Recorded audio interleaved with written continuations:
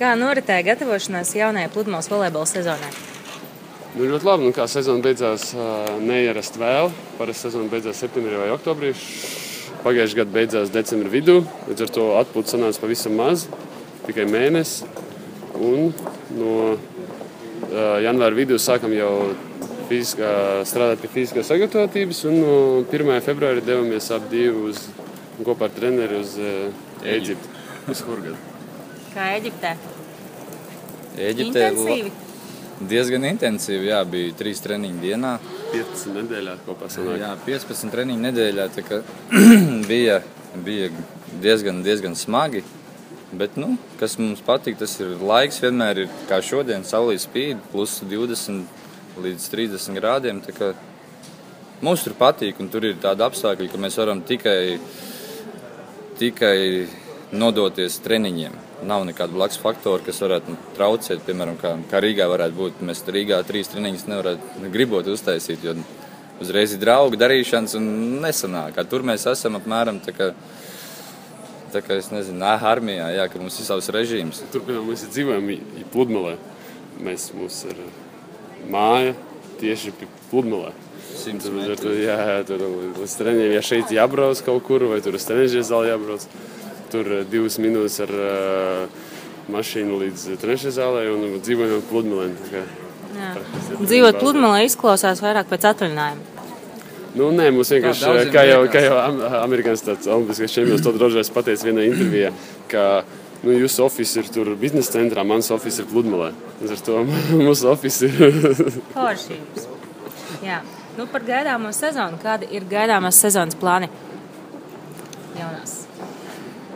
Plāni? Jā. Nospēlēt maksimāli labi. Jā, un akcents varētu būt uz Eiropas čempionātu, jo pasaules čempionāts nav. Tā kā liksim akcentu uz Eiropu un pēc maksimāli labāk katrā turnīrā. Pēc labākas vietas, pēc godām. Jā, mums man bija pirms dažām dienām intervija, un tad es teicu, ka mēs jau nevaram tā, ka, piemēram, tu šķēpmetē vai skrēji, viņš treniņos met, tur šķēpa 90 metros, un viņš zina apmēram, kā viņš varētu nostartēt. Un vai tu skrieni, viņš zina, ka tur, ja viņš noskries tur tādu 10 sekundes, tad būs tā arī rezultāts.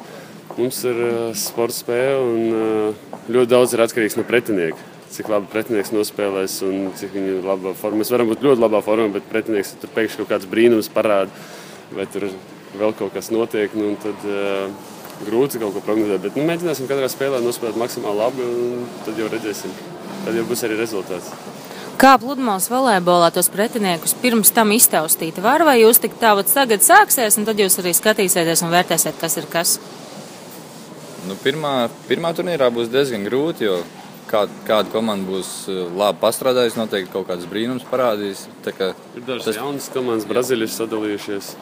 Pirmais turnīrs varētu būt tāds ieskicēt bišķiņu, kas ir mainījies, spēks samērs kā mainījies, bet pēc tam jau, tā kā mums pagājušajā gadā bija, mēs visi jau pa visiem zinām, pārsvarā jau bija atkarīgs no mums viss. Jā, mēs esam strādājuši daudz tieši pie spēles elementiem, kur mums pagājušajā gadā netik labi, kuros mēs netik labi veicās. Un tagad turnīrs rādīs, kā mēs esam sagatavojušies.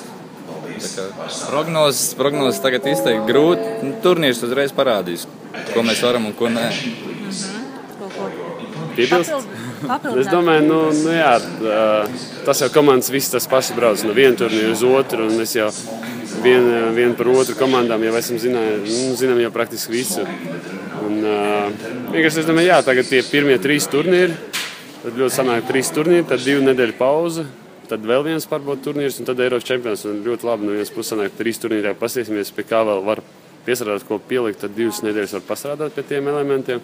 Tad viens pārbaudas turnīrs un uz Eiropas čempionātu vajadzētu būt maksimāli labā formā, un tur arī vajadzētu parādīt labāko rezultātu. Super! Lielas jums paldies par interviju, laimīgu lidojumu, lielisku iesākumu, un lai viss izdodas. Paldies!